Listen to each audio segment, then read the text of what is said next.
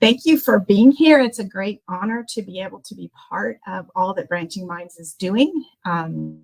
It's very fun to get to meet. I wish I could see you all. I can't see you all, but at least we can exchange some ideas in chat today and in the poll that we'll show later. So I just wanted to welcome you, say a little bit about myself. My name is Lori Hensel. I have a background in early childhood and elementary education from the University of Illinois. So go Illini, if there are any Illini out there. I have a master's in instructional design. I have an advanced certificate in learning design and leadership from the U of I. And then I'm a doctoral candidate right now in educational policy, organization, and leadership at that same university. I've been a part of supporting Illinois schools and districts around RTI, and then MTSS for over 20 years. And currently I'm director of the Illinois MTSS network. We're proud to be part of the Division of Outreach, Engagement, and Regional Development at Northern Illinois University. And we offer professional learning and coaching and then technical assistance to schools and districts across the state. I want to share another picture with you. It's one of my favorites. It's my current cell phone background. You might not be able to share your cell phone background, but I may ask you to do that in a minute. This is my grandson. He was at a picture from the start of the pandemic. And at the time, we were only allowed to visit outdoors. We were only allowed to do things outside and with masks on. And I love this picture because he was showing me his very best superhero pose, even though he's wearing a mask, even though he's under restrictions to the pandemic. And I really like to share that with educators because it reminds me that of the resilience that we've had to show for a long time in education through the pandemic. And I just want you to think about your own masked superhero-ness that you've had to show and congratulate yourself, pat yourself on the back a little bit for that resiliency. And if you could take the moment now to just add your name and where you work and what's on your cell phone background, if you care to, you saw my picture, to chat, that'd be great. I'd love for the learning community here to get to know everyone who's present. That's always a fun thing. And you all are able to network on that network tab as well. So while you're doing that, I will go ahead and go over our learning objectives for today. So add the name and where you work and what's on your cell phone background if you choose to. So our learning objectives today are to compare equity definitions and core concepts. We're going to consider how using an MTSS framework can promote or possibly hinder equity. And we're going to explore the need for critical assessment of current MTSS structures, policies, and practices. We're going to look at the impact of an equity lens in decision-making that's data-based, and we're going to explore some strategies I'll share with you that other districts we've worked with have used to kind of reset their MTS towards more equitable outcomes. So thank you for sharing in chat. Let me go ahead and ask this question. What does equity look like? So this visual right here comes from the Robert Wood Johnson Foundation, and it really helped me, and I hope it helps you too, to realize the difference between equality, or everything the same, in this case, a bicycle, to the concept of equity. So in equality, they're providing the same thing to every person without consideration of their individual needs or differences. But equity takes into account the needs of those individuals or groups. So in this example, the goal is for all of these people to ride a bike, but the types of vehicles and the supports they provide need to be differentiated. So the Illinois State Board of Education offers this statement: equity means having high expectations for every learner and providing supports and resources so each learner can meet those expectations. So consider for a moment for yourself, when you think of equity, what words pop to the top of your mind? What does equity sound like? If we think it looks like differentiated bicycles, what does it sound like? Well, here's some examples of beliefs that we can hold as educators that can make a difference in the value that we place on equity and the way that we walk that out. So some statements that you might hear, and I've highlighted a few words that I think are most important, but I'll just let you read those, as you can maybe hear some of those in the hallway, or some of the things that you have said, as we have had to change our mindset from our old way of working to a new way of working. We're holding high expectations for all students, as the Illinois State Board of Education comment I shared earlier says, but that we're also taking that strengths-based approach to teaching and learning for each and every student. And not to say that any of these things are simple or easy, but to say that they're all very important. So the Illinois State Board also makes this central claim that equity means having high expectations for every learner and providing supports and resources so each learner can meet those expectations. So once we hold those high expectations for all students, then we also are going to put in place to support those students in the way that is most helpful to them.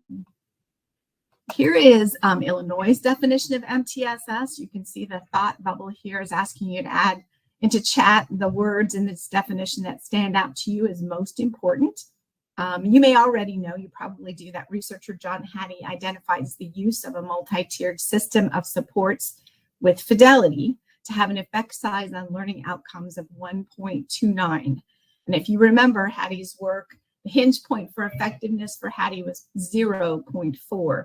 So MTSS, we know, is a very powerful way of working and providing educational supports to students, and it probably already exists. So today I want to focus a little bit more about how we can leverage the capacity that you may already have in your MTSS as a really powerful, effective support for equitable outcomes for all students. So if you'd like to add any of those words that stand out to chat, or if you already have, thank you for that. Or you can just be thinking as we move throughout the day, what are some of the things that really stand out to you as most important? Let's see. One way that the National Equity Project describes equity is by, they say it's reducing the predictability of who succeeds and who fails in schools. So if we make that connection to a multi-tiered system of supports, we can see that the meaning of that definition even a little bit more clearly. The ability to predict is a powerful fundamental concept, and yet it's also that pragmatic, that very practical first step that we do in benchmarking, that we do in progress monitoring, when we're trying to predict through our use of database decision making who's going to struggle and with what they will struggle. So we want to be able to quickly, proactively identify that presence of inequity by looking at our historical data, our trend data over time. So we want to look also across multiple measures and not just at one measure at one point in time, so we can predict those gaps in learning outcomes between groups who share common characteristics. And that can include things like ethnicity, and we can include things like income level.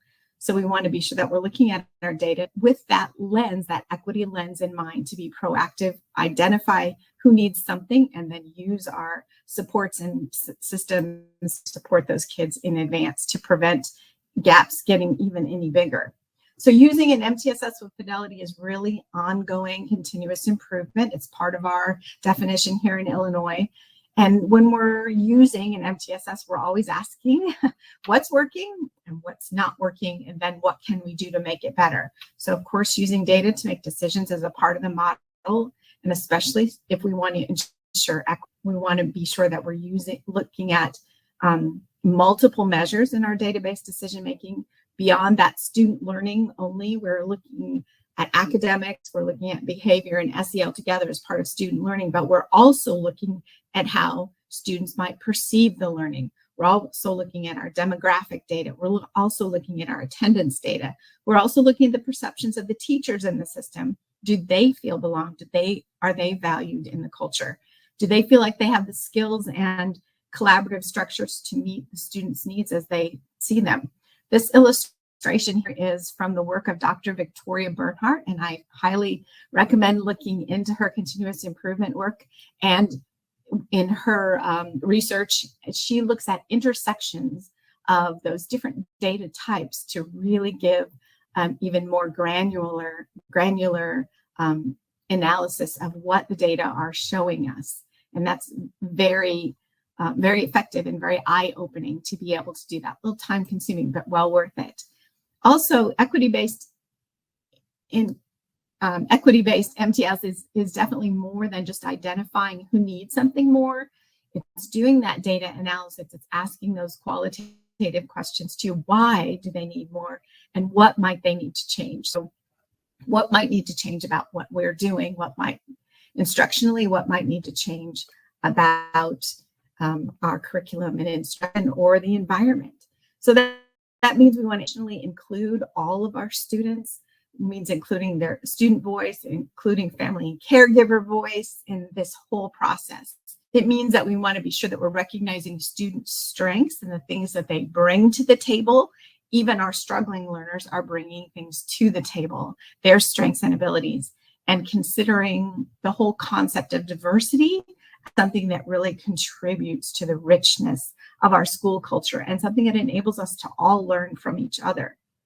Not to really be confused as an easy or one-time process again, and recognizing that we all the roles in school need support to do this well. Although I'm talking today about using an MTSS approach to meet learners' needs, and that does have that high effect size and it has the potential to support equitable outcomes, unfortunately, that isn't always the case. So here are two examples of research studies that found using MTSS practices resulted in the reinforcement of disparities for non-majority students. So in the first, Reno et al., students of color, particularly African-American males, disproportionately identified for Tier 2 supports. And then another a research study by McIntosh, Guion, and Bastable, and then Cruz and et al. Kind of replicated this same finding that school-wide PBIS, as implemented, did not eliminate disproportionality and discipline remained inequitable. So it is possible to use your MTSS to reinforce current inequities, and that's something that we absolutely are not wanting to do. The kind of conclusion of these researchers, a big broad conclusion, has been that it's not enough to just implement all the pieces correctly. We must implement critically. So we must be asking ourselves, is this really working? Is this really working for everyone? And we need to be responsible, considering ourselves to be a community of learners that is all of us, and being very cognizant of that fact that it's possible to use this in a way that is not going to get us to the goal. So really looking at what we need to reset and do differently as we evaluate our MTSS outcomes for equitable outcomes for all students. So in other words, you might be able to say MTSS is a framework for continuous improvement, and all of our technical pieces that maybe people like I have been doing for years and years have been great to get things in place, but are we also looking beneath the surface? Are we looking at the things like the beliefs that we hold, the values that we hold, the norms that are in our school cultures, the traditions that we have about the ways that we work and the ways that we do things, even the ways that we intervene for kiddos, the policies and the practices then that come from those policies. So our task, if we're looking at an equity-based MTSS, is to do both and. We're looking at the technical aspects of implementing well according to the research design, but we're also engaging in that ongoing critique of why are things happening? Why do things continue to happen this way? Why are certain groups continuing to struggle? And what can we do to make our MTSS, our multi-tiered system of supports, better serve those students who have traditionally been sort of on the edges? Another great resource for this is the Great Lakes Equity Center. Maybe some of you have already been part of that, but they offer 4 core concepts of equity that we can think about. In addition to that technical implementation of the components of an MTSS, we'll talk a little bit more about that in a few minutes, but each of these 4 concepts has a citation on the slide that you can see, but you can get a lot more information on the Great Lakes Equity Center on our website, and I'll share that a little bit later too. But the 4 core concepts that they ask us to consider is access, so providing students full involvement and full benefit of the educational opportunities that we provide, representation, that those students have a presence in the decision making also, but also that they are benefited well by what by seeing themselves in the process, in the practices, in our curricular content, ways in which we teach, whether they're competitive or collaborative, so that they see themselves and their cultures reflected there, that we involve them in meaningful ways, that they are empowered to make decisions, they are empowered to contribute in ways that are authentic to their own selves. And then that we have, again, those high outcomes. That's another core concept. We're holding those high outcomes for all students and doing all that we can to support students towards those. And often we find, and Great Lakes Equity Center would echo this, we find that those things that we put into place to benefit particular student groups often end up benefiting all students. And we'll talk just a little bit more about that. Another great resource is McCart and Miller. They have a book, and I'll share that again at the end, on equitable MTSS. They put it this way on page 6 of the very beginning of their book. MTSS that's equity-based is a complex schooling structure. And a lot of us would say amen to that. It brings together all of these components, all of our resources towards benefiting all students. It's really a way to organize and a way to use our data well to inform our decision-making that can help us to coordinate all the diverse needs that are in front of us, whether they're academic or behavioral, social, emotional, cultural, what the needs are. We can adapt to those if we come together and if we refine our MTSS in that way. In other words, you might put it this way. I don't know if anybody has a shelf that looks like that. But one way to think about our MTSS is that it's that system of supports organized, holds the great resources we have, all of our expertise, all of our experience, all the funding that we have access to, all the practices that we have, our curriculum, our time resource, our educator knowledge, community knowledge, and we're aiming all of that towards growth for students. So we're just taking all the things that we already have, organizing them in an effective way.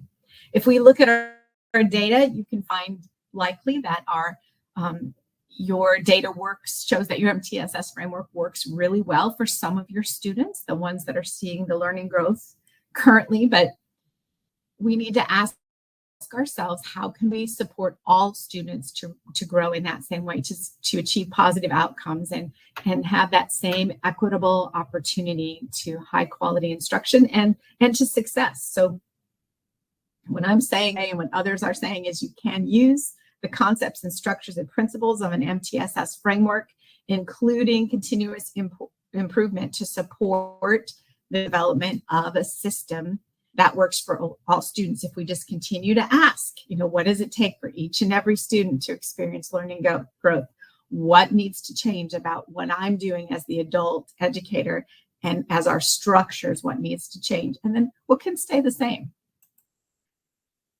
So over 20 years of research in the field of MTSS has revealed what the important components of a successful system are. You can see that if you look across different research sources. If you look at different state programs, you'll find different numbers, you'll find different labels, but the concepts are really the same. There's a lot of consensus on what it takes to envision, to implement, and to sustain with fidelity. And the key often is that fidelity piece. And then as we're talking today, it's the top of the iceberg, beneath the icebergs that we in Illinois have been using as we work with our schools. And they're in a keystone arch shape to show that all of those components are necessary. That's what the research is telling us. If you're implementing an MTSS and you're only focused on 3-tiered instruction and intervention, there's some pieces that are missing. So if you want to have all those things, all of the great outcomes that one might be able to achieve from having your MTSS, these are the components that you're going to want to have in place. So in addition to that 3-tiered instruction and intervention, you're looking at data and evaluation. So not just the database problem solving piece, but also evaluating ongoingly at every level. Is what we're doing working? Is it working for all students? Is it working for some students? And what can we change or do better? Of course, probably the people on this call would all say leadership is something you would definitely point to. The unfortunate reality here in Illinois is that often, we have a leader who's in place and very understanding of the MTSS process, and everything's up and running. And then that leader moves on to another position or another school or another district. And if it's not integrated into the fabric of how we do work each and every day, then it can fall away. That leadership, that vision, the allocation of resources, those are all things that are so vitally important. The capacity and infrastructure component, making sure that we have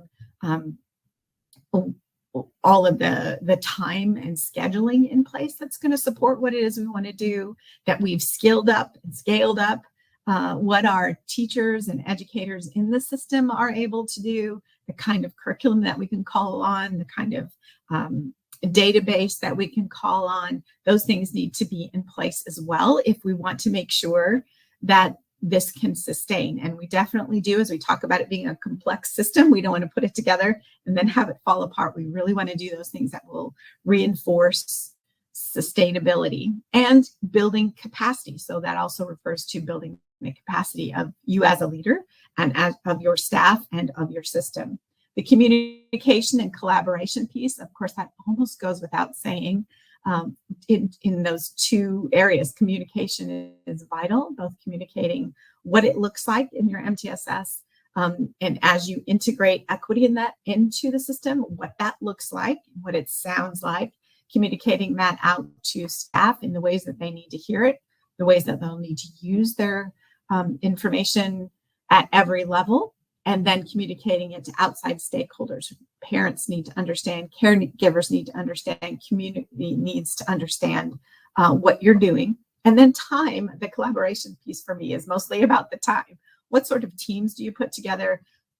How does your schedule allow for collaboration at the different levels, whether it's classroom or whether it's school-wide or a department or grade level, whether it's the district level? How are you coming together to make these important decisions and having a variety of voices? And I think that is very important when we're talking about equity and getting some voices in that we need to hear from, because they are representative of the students that we have and the teachers that we have in our system. And then lastly, that database problem solving, you're probably most familiar with that.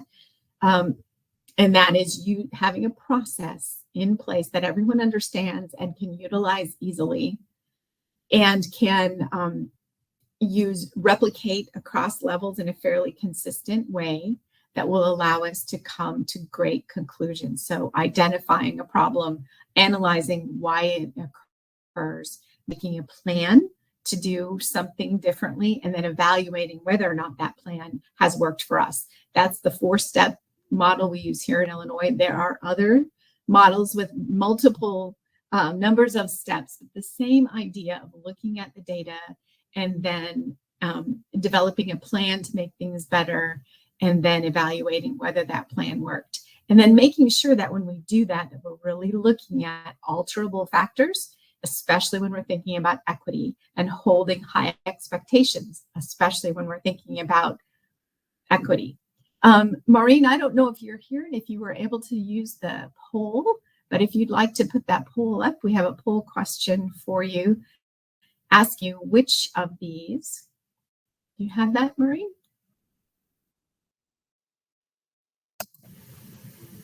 Which domain are you least familiar with of those 6? Thanks, Maureen. And I assume when people fill that in, I'll be able to see the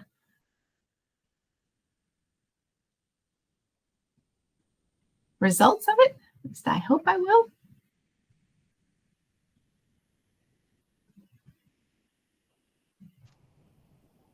Lori, I'll come on. If you can't see, I'm happy to read to you. So we have just a few voters. So folks, please do go ahead and vote in the poll. Right now, it looks like the winner, which in this case might be the loser, right? That it seems like we have 61.5% of people are least familiar with capacity and infrastructure. After that is data-based problem solving by a lot. Okay. So we definitely, most folks definitely capacity and infrastructure is least familiar, followed still by data-based problem solving. And then it seemed like data and evaluation is in third. Okay. Third place or Okay. third class, depending on how we look at it. Yeah. So you're least familiar with that. And I think so that's yeah, good. let's here. We can pause it there. That seems to be so capacity and infrastructure definitely is the one most people are least familiar with, followed by data-based problem solving, followed by data and evaluation. Well, thank you for contributing. I appreciate that. And that does not surprise me at all. I think the piece that it sort of takes us the longest to get to is often that data and evaluation piece, but it's also very critical because that's where we're looking back at what we've been doing and finding the places where we're highly successful and finding the places where maybe we want to do something a little bit differently. The capacity and infrastructure, so we also use at the district level, and you probably have heard of it from the National Implementation Research Network, the district capacity assessment. So that is really focusing on what are the pieces that you need to have in place in order to have a successful system. Often we dive into that, instruction and intervention piece, and that's good. It's an okay place to dive in. But then we also need to make sure that we have the ability to choose interventions that are actually going to be effective for us. We have the ability to train everyone on those interventions. This is one example of what that might mean. We have the ability to provide differentiated professional learning on the intervention that we've chosen. So what does the principal need to know about it? What do instructional coaches need to know about it? What do the interventionists or paraprofessionals need to know about it? What do school psychs need to know about it? What do the teachers, classroom teachers need to know? So making sure that everybody within the system has the knowledge that they need to fit into their role to make this work well around the intervention, whether it's behavior or literacy or whatever it is, or social emotional learning. So that's an example of capacity building. Capacity building can also include hiring practices. So when you're hiring people, and I know that's a challenge, lots of places, but hiring people and thinking about what is it, who do we want to select for this position, and what is it that they're going to be able to bring to the table, and what might we need to add to their plate in terms of their knowledge and skills once they get here. But always having a plan for professional learning that includes building the capacity of your staff and providing ongoing support. That would be one example of capacity and infrastructure in an MTSS. So thank you for your feedback on that. It's a really good question. When we think of all of these domains and we want to be successful and we want to have an equitable MTSS, then where do we start? Well, I think that's a really, really good question. I've provided some really big picture ideas of what we might include in an MTSS through those domains, and the idea that equity, it comes through all of those domains and flavors, if you will, or is the lens for the decisions we make in those areas. And one critical question we're asked when we're working with schools in Illinois is, where do we start when we're trying to modify our existing system towards equity? And of course, the answer is it depends, because there's no one size fits all answer. But often we're recommending that if most of your infrastructure is in place and you're not seeing the outcomes that you want to see for all of your students, the first place we would recommend that you start then is with the water, so to speak. So I don't know how many of you have ever had a goldfish and you brought it home from the store or the fair, the carnival, or wherever gets a goldfish. Nowadays, you bring it home and you put it in the fishbowl, and maybe you decorate it a little bit like this slide with some little plants and rocks, and life starts really well with the goldfish, right? Little food, swims around, you can tap on the side of the glass, but you might come back in a couple of days. Mr. Goldfish might start swimming a little funny, or heaven forbid, you find him floating on the top of your water. if you go and call a fish store and say, okay, I've got this fish and he's not doing well, they are likely to tell you, look at the water first. Look at that water to see what's wrong with the environment in which the fish is. Rather than trying to do something to the fish or the food, look at the water in which it is swimming. And so I like that analogy because it keeps us from going too granular too quickly, but we want to back out, take a big picture, look at all that we're doing, the culture that we have in place. And in this case, I guess we're also including our tier 1 in that. What is it that we're doing for all students? Tier 1, that being our first best place to start when we're building that equitable MTSS. It's the same as addressing that water in the fishbowl. So what in your curriculum, what in your assessment system, what in your instruction, what in that environment needs to be adjusted to support school growth for all of the students, especially those subgroups of students that hopefully your data are showing you maybe aren't doing as well as you would like for them to do. So tier 1 or universal support, if you call it that, it should include those high quality instruction and school supports for behavior and for social emotional learning and for academics that all students receive in all subject at all grade levels. So we're looking at the whole package. That instruction should be differentiated to meet the needs of the students in your particular classroom or department. And that could include using different materials, different instructional strategies, different groupings to differentiate instruction for students, different products in certain instances, and especially those that are culturally relevant and responsive to the students that you serve, and particularly for English language learners. So what are the things in the tier 1 instruction that you're using that can support even your English language learners, the special education students in tier 1?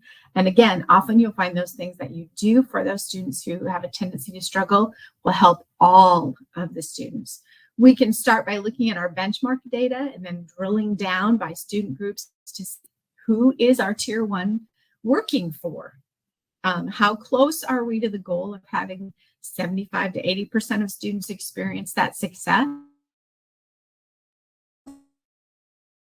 And when you look at the other 20 to 25% that need something in addition, are you seeing certain student groups over-identified?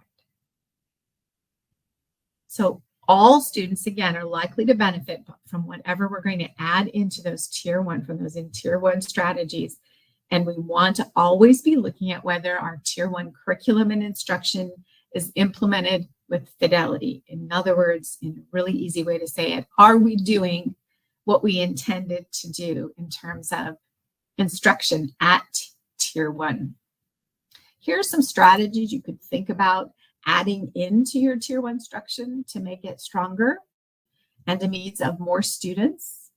And as you think about some of these examples, you could see, yeah, explicit instruction, that could really help everybody.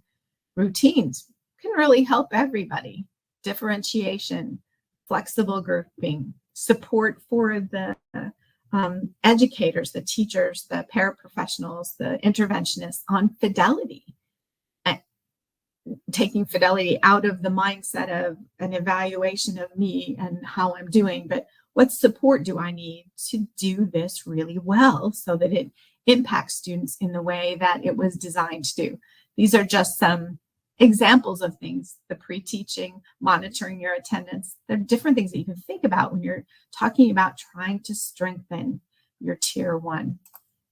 Some high impact features of an equitable MTSS are here. There's the strong tier 1 supports for all students, making sure that it's sufficient, it's matched to all of your student groups. So you're disaggregating your data. General education that intentionally differentiates and supports students with IEPs. We want to be sure that we're looking at our data with an equitable lens, focusing on those things that are changeable and not historical only. We want to be sure that we're integrating academics, behavior, and SEL. And I know that gets highly difficult. This is one of the things I think it's easier for smaller schools to do because they have one team. But when you get larger in a district or even a school, it's more difficult because there's a tendency to want to have an academic team and a behavior team and an SEL team. And maybe that's the way you need to do business, but also be looking at how those things work together and impact each other. Paying attention to attendance, both of your students, of course, and also of your teachers, so that whatever the plan is for intervention or just tier 1 instruction, differentiation in that, that's happening on a consistent basis. And there's a lot of research out there on how important that consistency is. And then making sure that your approach is strengths-based, that you're intentionally integrating culturally responsive practices and policies in your tier 1. So little question might be, do students see themselves reflected in the classroom environment, in the materials that you're utilizing? You're probably familiar with Gloria Ladson-Billings. So incorporating that culturally relevant pedagogy, it's a really important leverage point if we're looking at an equitable MTSS. So Gloria Ladson-Billings, over 2 decades ago, introduced that term. And of course, we've grown onto it from there. But she used the culturally relevant pedagogy to describe that form of teaching that calls for engaging learners whose experiences and cultures and ways of learning are often excluded in traditional education. So if you remember, that study was based on the teachers of African American students. And from her findings, she identified these 3 goals on which the most successful teachers' practices were grounded. So in her envisioning of culturally responsive pedagogy, and I know I'm not an expert on this, but I'm giving you kind of in a nutshell here, that first, that teaching needs to be sure that it results in academic success for all students. So it's not enough just to add photos around the room, although that's a good thing to do, or include pictures in books that align with our non-majority students, but we also need to be measuring their academic success. Culturally relevant pedagogy always results in success for students, helps them to develop the positive identity of who they are. And so it helps to maintain and sustain their cultural identity. And then it's also something that's supportive of analyzing what's not equal. And we've talked about that quite a bit, how MTSS can help us do that using that ongoing continuous improvement cycle and your problem solving cycle as well, to always be asking what's working, for whom is it working, who's it not working for, and what can we do differently and what can stay the same. Another thing you can think about is considering the effectiveness of your core instruction for students with IEPs. So these students are not just up in the tippy top of the triangle, they're throughout the continuum of supports that we have in place. So how does your core support them? Do you incorporate universal design for learning, differentiation, pre-teaching, additional supports for SEL or behavior, and that will affect, again, all students, but provide additional support for those children with disabilities who are in our Core 1 programs, right? So those students with IEPs are really at highest risk for long-term challenges in learning now and even post-graduation, but having a system that layers support for these students all through the continuum can really make a big difference. So making sure that things that maybe that special education teacher is working on up here with the IEP is communicated down if there's also a tier 2 intervention in place, and also into the classroom. And often we find that it's our minority, non-dominant culture students who end up over-identified for IEPs. And so we want to be sure that we're bolstering our tier 1 instruction to help all students so that so we can remedy some of those disparities. In addition, once our students are made eligible for special education, then what? Do your school's MTSS practices extend into this learning space as well? Are you still doing problem solving in special education? Are you still monitoring students' progress towards their goals on a frequent basis? Are your practices actually accelerating that growth? Are the students' IEP goals progress monitored, like I said?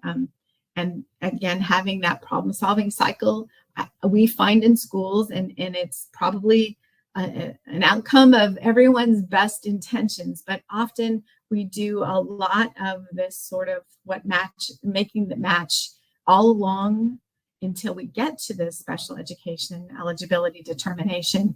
And then some of those great practices fall away. And we want to make sure that doesn't happen. And I know that our special education staff are some of the most valuable people in our system, and we want to make sure that they also have that support. So that's a piece of that capacity infrastructure, making sure that what our special education teachers need to do those things. They know how to use the problem solving cycle. They know how to do progress monitoring.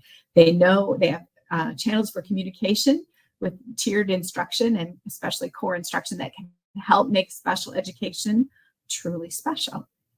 We have worked with some schools on their equity journey here in Illinois, and one of the concepts that I think they would encourage us all to consider is the idea of elevating student voice.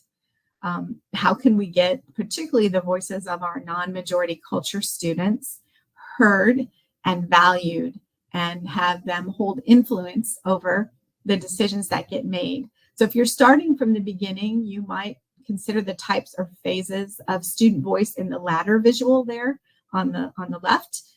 That's adapted by Adam Fletcher from some work done by Roger Hart a long time ago in 1994.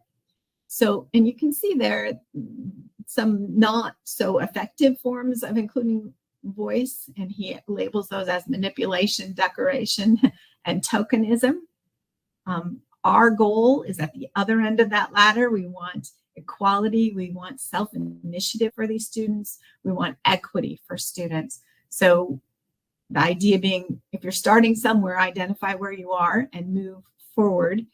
This resource and the resource on the right, the Elevate cycle, are both from an organization called PERTS, and they're affiliated with National Louis University here in Illinois. And you can see the perts.net. There's some more information there if you want to go and look at the resources that they have. But this 4-step Elevate cycle is very similar to the problem-solving cycle that you can look at. They advise you to use a survey to collect some student perception data, and then reflect on what that's showing you, and then to identify some new practices. And they have linked here some practice guides that you can look at, ways to help students have more authentic voice, and again, to be represented, one of those core components that Great Lakes Equity Center put out for us to consider. So elevating student voice. Another district we worked with, let me get their slide, decided that what they wanted to do was to address their grading practices as a part of equity. They used this book by Joe Feldman and published by Core to make sure that grading was accurate, that it was resistant to bias on the parts of the graders, and that it provided authentic motivation for student learning. In other words, it wasn't a closed door, it was an open door for more learning. This is a picture of the original edition of the book. I believe there's a second edition available that you could look into if you want to, but looking at your classroom grading practices and how to make those equitable is a great place to start. And this particular district had some really good growth in that area. Another thing to think about, and I've mentioned it kind of throughout, is adopting the practice of analyzing multiple measures of data So school and grade level teams often look at that student learning data piece. It's accessible. We've made it accessible. I remember the days when it wasn't accessible, but it is now. And that's okay. That's a good place to start. But then also we want to review behavior data with the student learning data. We also want to look at attendance data with the student learning data. So in keeping with the idea of supporting, a whole child, all that our students bring to us and where they might need supports, it's really important that we're looking at a review of data of multiple data matters in order to get a whole picture of what's happening, and then be sure that we're embarking on the right plan moving forward. So when we work with schools, we encourage them to think about the data that they have access to from 4 categories. And again, that's from the work of Victoria Bernhardt. We think about demographic, perception, student learning, and school process data. And so here you can see some images that are examples of that. So the data display in the left, the demographic data, the breakdown by race, ethnicity. Here in Illinois, we have the 5 Essentials survey. So it's a perception of each of those different of different stakeholders in the education process around teachers and leaders and instruction and family involvement and the environment overall, that water piece. Then there's that student learning data. You're probably most familiar with that. There's school process data. So looking at what our processes are, things that how do we select curriculum? What does our continuous improvement process look like? What does our database problem solving process look like? And looking at that piece of it. And then here's an example of behavior data, and then attendance data as well. And if you have time to dig into the Victoria Bernhardt work, she does a lot with the intersections of those data. So when you're looking at school process and student learning data, are you seeing there for which groups student, where are school processes supporting student learning? And then if you add demographics into that, for who is benefiting the most from our processes and who might not be benefiting as much. And then you can decide what to do with that. But I really encourage that as you look to this type of data over time, you can look for trends that can help you be proactive in the future. And that's always a really good thing to be doing in an MTSS.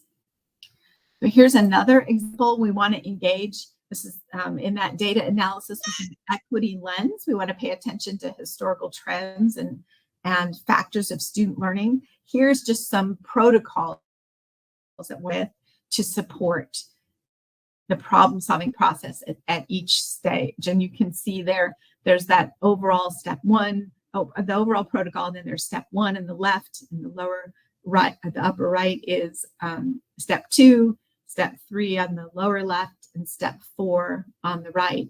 And so they have a protocol that supports them to do that 4-step problem-solving process. And whatever your process is, having a protocol that everyone understands so that there's consistency across can really help with that data and evaluation piece, but it can really help us be a little bit critical about how we're using that process, and is it benefit students, and is it an equitable process for us to pursue?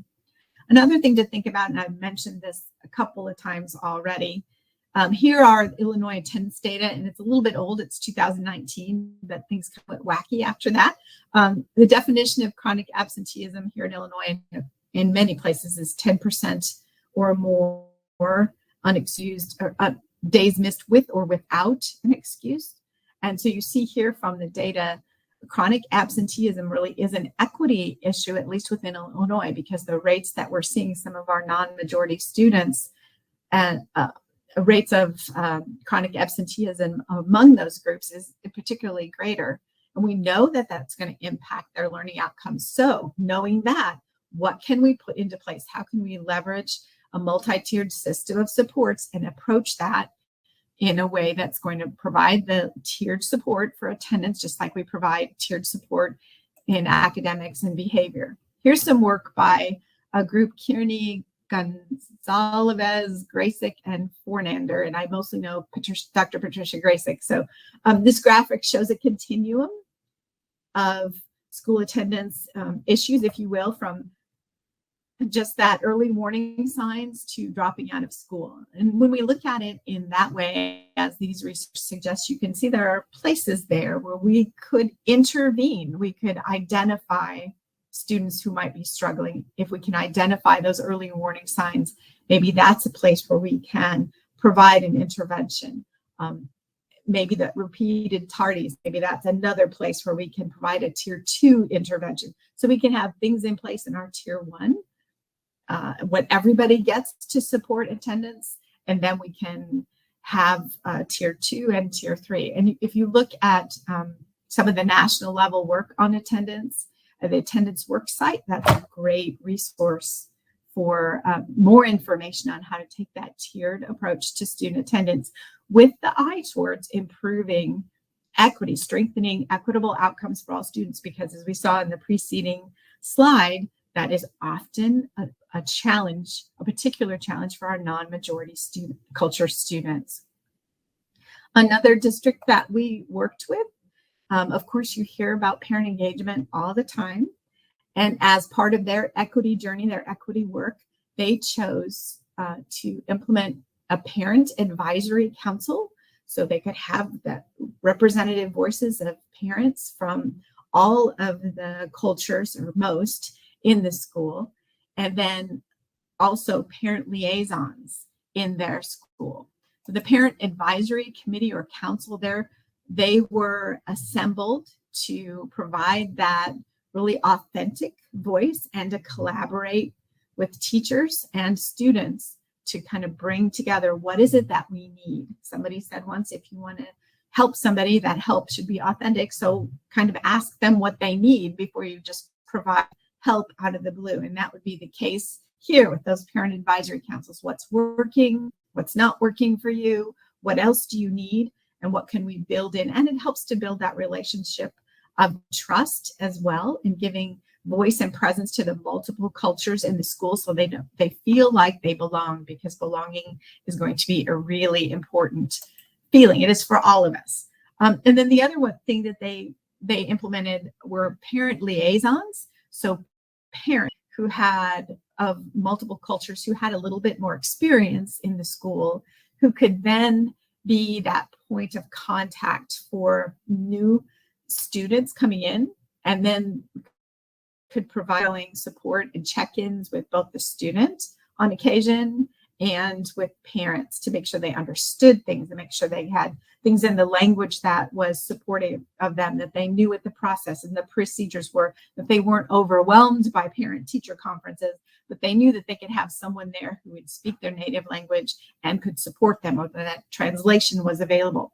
So this person, the parent liaisons, are also wonderful for the newcomer students, as we welcome students in from various categories who are new to the school and from outside the culture of the U.S. Often, those people can be that point of contact that's authentic and not off-putting at all to them.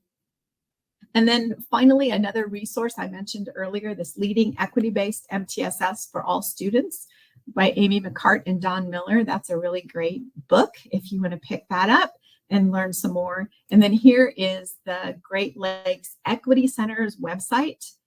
If you Google that, it'll take you right there. And they have a lot of professional development that they offer there, online, asynchronous, and then some online synchronous formats. Plus they have just tools and resources and journal articles and all of that kind of thing that can be really, really helpful as you take your journey. So here's sort of a review of what we went over today, the idea of using multiple measures of data, looking beneath the surface, that iceberg, the 4 components of equity by the Great Lakes Equity Center, strengthening your tier 1, the fishbowl, integrating responsive practices, strengthening special education, considering and incorporating student voice, addressing grading procedures so they're equitable, and then using MTSS to improve attendance.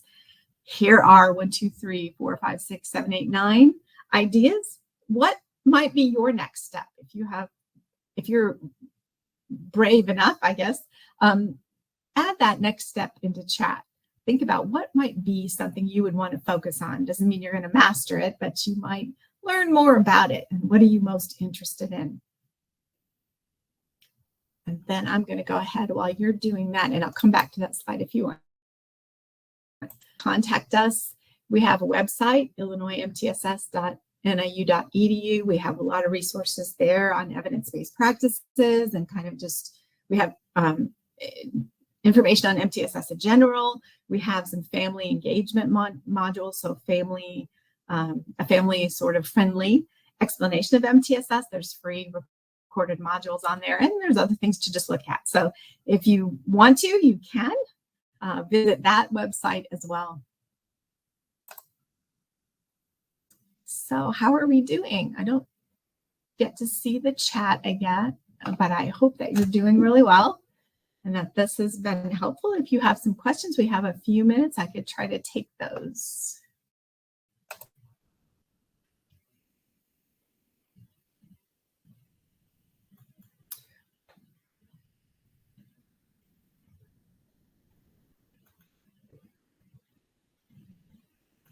Okay, Michelle, is this question for here? Opportunities for students to build a solid foundation in their home language? Yes, you know, that is, so from an MTSS standpoint, we're looking at benchmarking and progress monitoring in the stronger language of the two, which is usually home language. And I think it's something we're really wrestling with still, is making sure that we have the goal of both providing English instruction that will help that student be successful in the future, but also honoring their home language and helping them to be a bilingual student. I wish I had more resources on that. Like I said, it's something we're struggling with too, especially as you point out on the foundational skills. So if you're providing phonics or phonemic instruction, you know, you're doing it in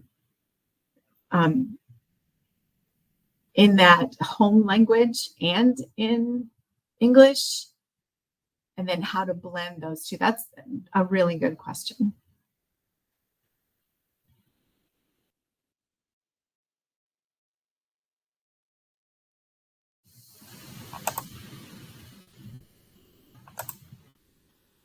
Oh, sorry, I do have one more slide. Let me move it over. Here, past the questions, and here we go. So all kinds of important things that we need to think about for signing up for Branching Minds resources. They have a lot of great resources as well. I don't know, Lauren, maybe you know of something that is on the bilingual literacy instruction.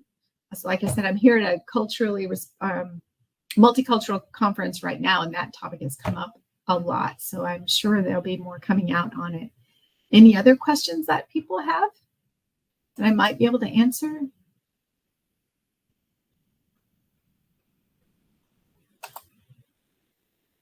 If not, I hope you're having a fantastic conference.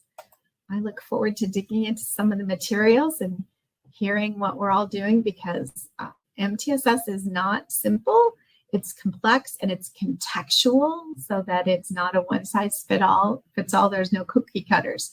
So hearing from others and learning from other implementers and practitioners is very, very valuable to me. So thank you.